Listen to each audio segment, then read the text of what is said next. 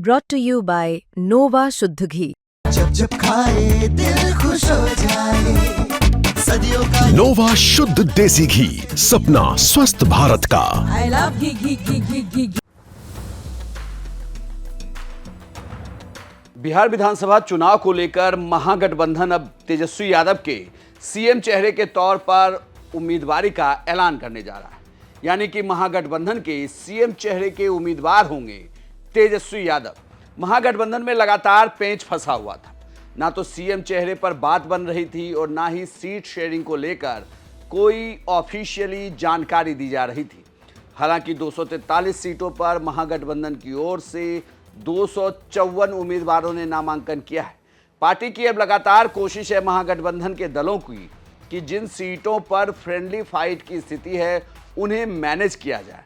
अगर नहीं होता है तो उन सीटों पर फ्रेंडली फाइट की स्थिति ही बनी रहेगी।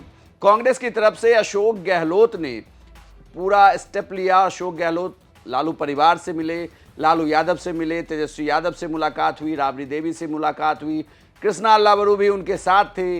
लगातार हुई बातचीत के बाद अब ये कहा जा रहा है कि महागठबंधन की प्रेस कॉन्फ्रेंस में तेजस्वी यादव के नाम का ऐलान किया जाएगा।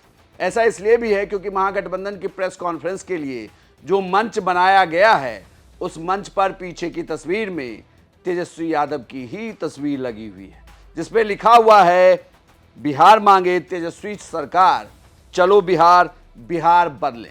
यह पोस्टर बताने के लिए काफी है कि बिहार में महागठबंधन के सीएम चेहरे के तौर पर तेजस्वी के नाम पर मुहर लग गई है। हालांकि इसमें काफी देरी हुई। कहा यह जा रहा था कि सभी पार्टियां इसके समर्थन में थी, सिर्फ कांग्रेस की तरफ से इसे लेकर थोड़ी अड़चन थी।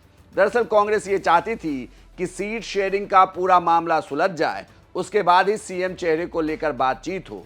इतना ही नहीं, ये भी कहा जा रहा था कि मुकेश सहनी के उप मुख्यमंत्री पद के ऐलान को लेकर भी कांग्रेस को आपत्ति थी, जिसकी वजह से सीएम चेहरे के तौर पर भी बात फंसी रही। लेकिन अब यह कहा जा रहा है कि लालू यादव और तेजस्वी यादव के मुलाकात के बाद सब कुछ साफ हो गया है।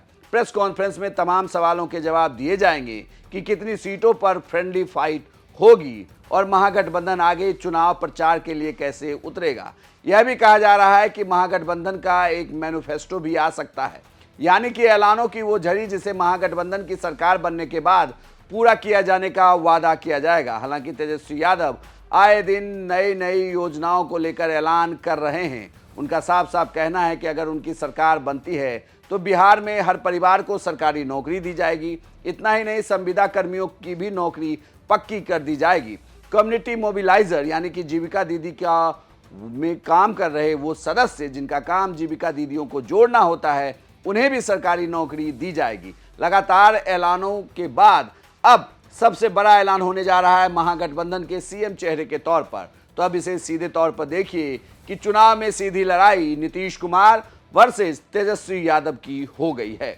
आपको क्या लगता है कि नीतीश कुमार और तेजस्वी यादव की सीधी लड़ाई में चुनाव कौन जीतेगा? अपनी राय कमेंट बॉक्स में लिखकर बताएं और बिहार की तमाम खबरों के लिए आप देखते रहिए सिर्फ बिहार तक।